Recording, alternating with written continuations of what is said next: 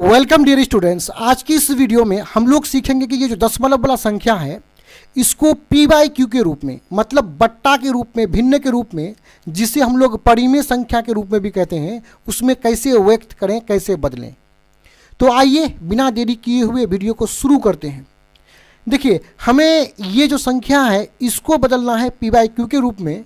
तो हम इसको सबसे पहले यक्स मान लेंगे। तो यहाँ सिंपल सा लिखेंगे, माना कि x बराबर 0.6 पर बार, इसको बार बोलेंगे, ठीक है। अब इसका मतलब क्या होता है बार का मतलब? देखिए यहाँ पे इसको हम आगे बढ़ाएंगे तो 0.6 होगा। देखिए ये बार 6 पर है तो ये 6 रिपीट करेगा। रिपीट का मतलब ये 6 बार बार आते रहेगा। अब जिंदगी भर इस तरह से 6 लिखिएगा तो लिखते रहना पड़ेगा, मतलब बार का मतलब ये 6 आते रहेगा। अब इसको हम लोग यहाँ पे मान लेंगे समीकरण 1 और इस समीकरण को गुना कर लेंगे 10 से। देखिए इस समीकरण को 10 से क्यों गुना किए, इस बात को अभी आपको समझना पड़ेगा। यहाँ पे कितना अंक रिपीट कर रहा है? केवल एक ही अंक रिपीट कर रहा है, 6 रिपीट कर रहा है ना। क्या केवल एक ही संख्या रिपीट कर रहा है, एक ही अंक रिपीट कर रहा है? तो एक अंक रिपीट कर रहा है तो एक पर हम एक शून्य रखेंगे। यदि 2 अंक रिपीट करता तो हम 1 पर 2 शून्य रखते। अगर 3 अंक रिपीट करता तो हम 1 पर 3 शून्य रखते, उसी से गुना करते। अब यहाँ केवल एक ही अंक 6 ही रिपीट कर रहा है, एक ही अंक बार बार आ रहा है, तो हम 1 पर 1 शून्य रखेंगे तो 10 बन रहा है, तो 10 से गुना कर देंगे, ठीक है। अब इसको गुना करते हैं 10 से, तो 10 गुना यक्स हो जाएगा 10 यक्स। देखिए एक नियम है, जब भी हम 10 से इसको गुना करेंगे तो दशमलव जो है एक अंक इस पार क्रॉस कर जाएगा। वो इसलिए 1 पर कितना शून्य है? 1 शून्य है तो दशमलव 1 अंक इस पार आ जाएगा। अगर 10 पर 2 शून्य रहता, यहाँ पे अगर 100 रहता, 100 रहता यहाँ पे, तो दशमलव यहाँ आ जाता। क्यों आता? यहाँ पे 1 पर 2 शून्य है, इसलिए फिलहाल एक ही शून्य है तो दशमलव केवल एक अंक को क्रॉस करेगा। तो यहाँ पे लिखेंगे 0.6, दशमलव आपका यहाँ पे आ जाएगा, उसके बाद 6 6 6 6।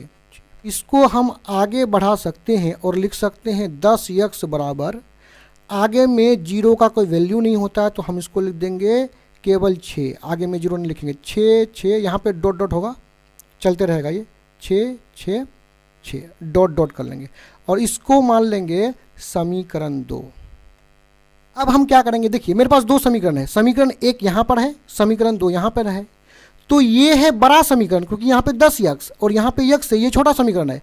तो हम बड़ा समीकरण में छोटा समीकरण को घटा देंगे। तो उसी बात को हम यहाँ पे लिख देंगे कि समीकरण 2 से 1 को घटाएंगे, 2 से 1 को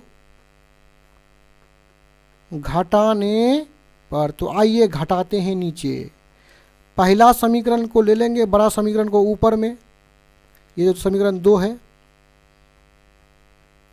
डॉट डॉट डॉट, और जो एक समीकरण है उसको ले लेंगे नीचे, 0.6 6 6 6 6 6 डॉट डॉट डॉट हो जाएगा, ठीक है। अब आइए इसको घटाएंगे। जब भी घटाते हैं हम लोग तो नीचे वाला जो समीकरण है उसका साइन बदल जाएगा। देखिए यहाँ पे आगे में कुछ भी नहीं तो प्लस तो माइनस हो जाएगा, यहाँ भी कुछ भी नहीं है तो प्लस उल्टा माइनस हो जाएगा। अब यहाँ 10 से 1 यक्स को घटाएंगे, क्योंकि यक्स के आगे में 1 छुपा हुआ है, तो 10 से 1 घटेगा तो 9 यक्स हो जाएगा, बराबर करेंगे।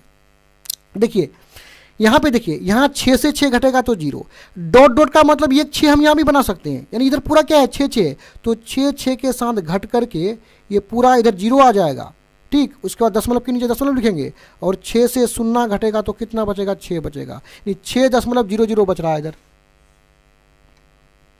यहाँ कर लेंगे 9 यक्स, दशमलव के बाद 0 लिखा नहीं जाता है तो केवल क्या बचेगा? 6 बचेगा। और यहाँ पे हम यक्स बराबर कर लेंगे 6 और 9 गुना के रूप में है, सिर्फ भाग लग जाएगा, तो 2 तिया 6 3 तिया 9, यानी यक्स बराबर हो गया 2/3। अतः हम लिख सकते हैं कि हमने जो x माना था, यहाँ पे जो x माना था, कितना x हमने जो माना था 0.6 पर बार को, इसका मान आया है 2/3। ये रहा, हम परिमेय रूप में इस तरह से बदल सकते हैं। तो वीडियो यदि आपको हेल्पफुल लगा हो तो चैनल को सब्सक्राइब करके बेल आइकन को जरूर दबा लें।